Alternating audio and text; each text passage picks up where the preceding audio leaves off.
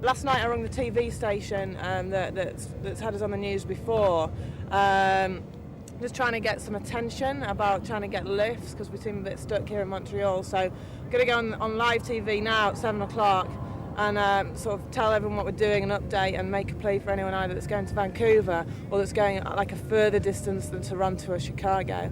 We've made a team decision that the only way we're going to win is to make large distances rather than keep doing small little jigsaw pieces.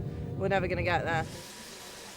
Paul is back at his friend Sabrina's flat, where after a quick shave, he works his way through Yellow Pages, calling all the long-haul trucking companies to see if they can be added to the cargo.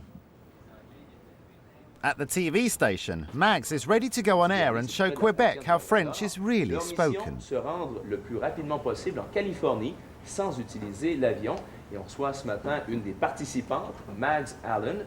Bonjour Mags. Salut Gilles. Dites-moi, d'abord, c'est tout un défi de se rendre en Californie. Oui, Californie est la destination pour les équipes. Oui. Vous avez très peu de moyens, 100 $. Et les gens vous aident beaucoup en ce moment? Les gens de la paix? Les gens que vous rencontrez sur la route, oui. Dans votre voyage, oui. Ils sont sympathiques, ils vous aident?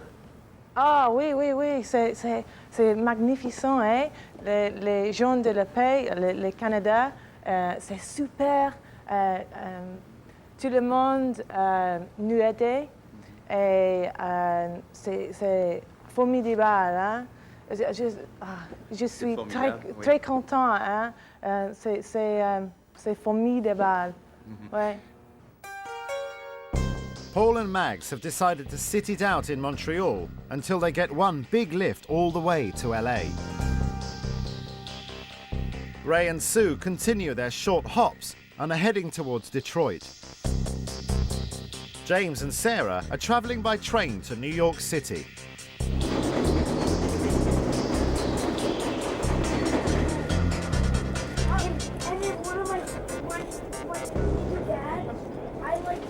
It's not the way you stare at me with such Don't say longing because it's not true. total love. To love. It's sort of love combined with worship and lust. I got a bit stuck on the last bit though, James. Got a bit stuck on the last bit.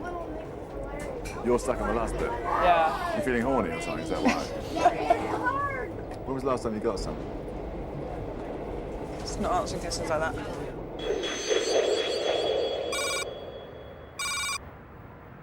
It's been 5 hours since Mags's breakfast TV appeal for a ride to LA, but there's been no response. It's just so frustrating. You know, one way it might pay off, staying and replanning, regrouping, planning ahead. And as try as we might, we just haven't achieved anything. Nearly achieved anything. And people say they're going to ring you back and they don't, and it's just waiting. You can't just wait and sit by the phone for 2 days. That's the thing.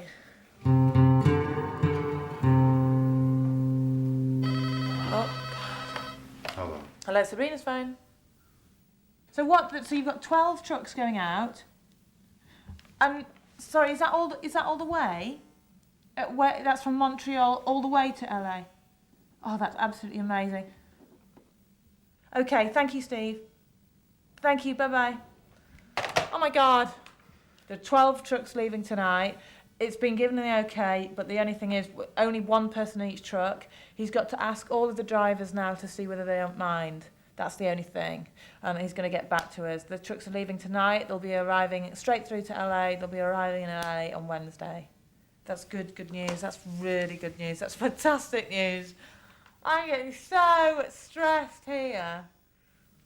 Oh, it's amazing. I never thought it would be this stressful. It's amazing. And when you think about it, the challenge is so hard that it's crazy that I didn't think about the stress levels before. I just thought, oh yeah, an amazing, you know, it'd be absolutely amazing. Drop nowhere in the world. Oh yeah, I'm up for that.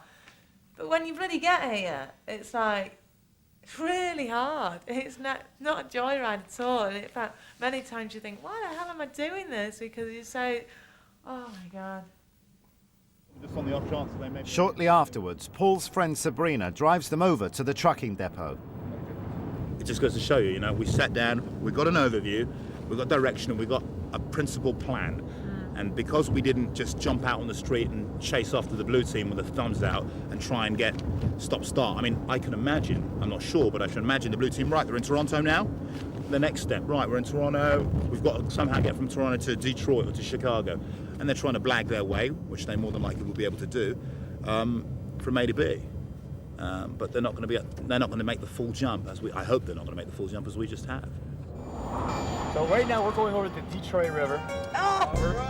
Ray and Sue are crossing the Detroit River from Canada into the United States. It's the first entrance you're making to the United States. Yes, it is. Great, thank you. We're officially in Detroit. We're in America! We're in the States!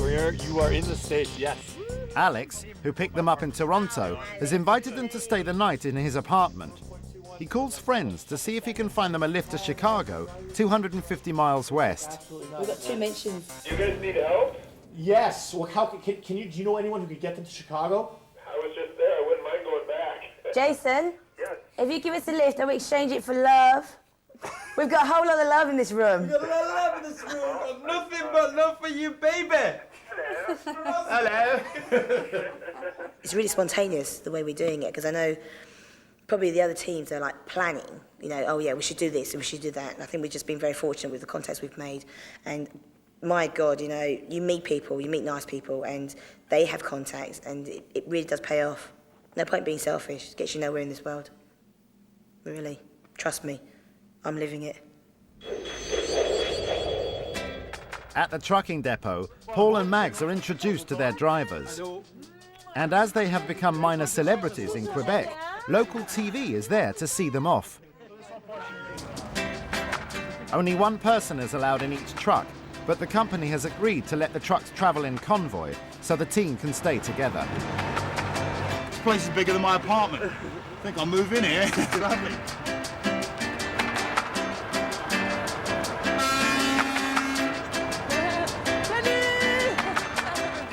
Each truck has a crew of 2 drivers, enabling them to travel non-stop on the 2,900-mile journey to Los Angeles. It should only take them 2.5 days. The red team has gone straight from the hard shoulder into the fast lane. On the train to New York, James's attitude to Sarah appears to have softened. James, I'm suddenly hating me now, wants to see my breasts. You're not wearing a bra. I know, because you just challenged me to go and take something off. Challenge you to flash the tray.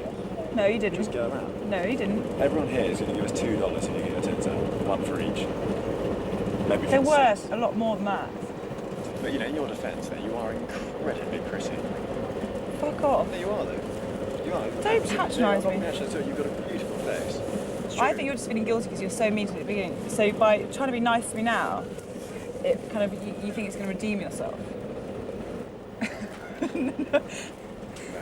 The thing is, you think I'm incredibly pretty and I'm very nice, whereas you're neither. When they arrive in New York, they meet James's father at the family apartment on 5th Avenue and head out for a light dinner. Well, Oh my God. bloody hell. We can't argue with that. This is the best lobster in New York, and you cannot argue with that. It's 2 of them. I thought it was always shaped like, geez, look at the size of the thing. Aren't we lucky?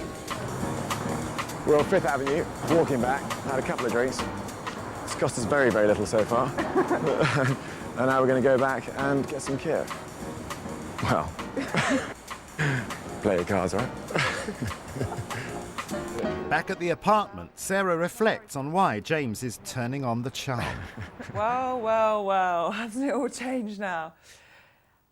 I might have guessed, is all I can say. James was such an arsehole at the beginning. He was just so cruel and so rude. He was on a real mission to just degrade me the whole time and show me up and make me look a complete dappy cow. And then all of a sudden we have this change of heart. It's like, I might have guessed. Yeah, I do think, and I mean this in a non-arrogant way, I do think James is trying to pull me, because of some of the things that he said. He's just the biggest turnaround ever. It's quite funny. It's good. It's much nicer he's being like this, though. I wonder how long it will last.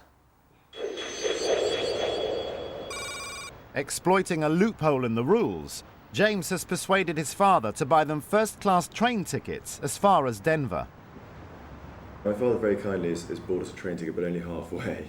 On the grounds that it's against the spirit of things to sort of just give us a train ticket the whole way. So I money right now. yeah.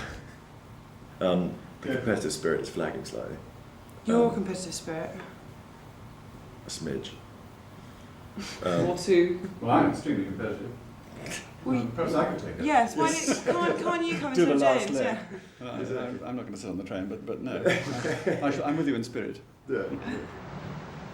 Before leaving town, James calls in on some of his old school chums in the hope of raising some pocket money. Arsehole.